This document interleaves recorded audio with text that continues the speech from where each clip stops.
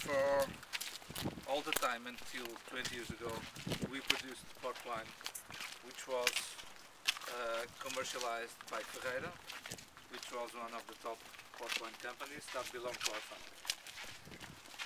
In 1987, which is like 20 years ago, our family sold this company, Ferreira, but our branch of the family kept this vineyard. Okay. And we decided to start a new project with a new brand, Quinta the Villado brand. Okay. And instead of port wine, we decided to concentrate mainly in dried wines. Were the ports made here at the time? They were made here, okay. and we still make port. Right. Yeah. But we decided to concentrate and to focus on dried wine. So since then, we have been increasing production and sales every year, and we had in this, of course, at that time we built a winery more prepared to produce wines, and since then we've been increasing production and sales. We had a maximum capacity of 300,000 bottles of production, and 2 years ago we were using full capacity, so we started to think about increasing capacity and also about renewing the technology, which was already 20 years old. So we decided to make this investment.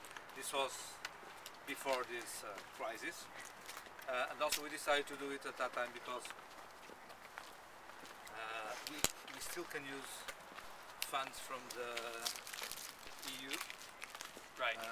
Which subsidize 50%, right? 40% of projects like this one. So we thought it was the right time to do this investment. And then the crisis came, but we thought crises come and go, so it's not the reason to stop. So we invested mainly during the crisis, and we hope now that when crisis comes, I mean, when the economies start to come back This is again. the time for empires to be made. He's going to be ahead of the game when it's time. You're going to be ahead of the game. Yeah. So we started the works or the construction of the winery in November. So it's only like 9 months, 10 months now.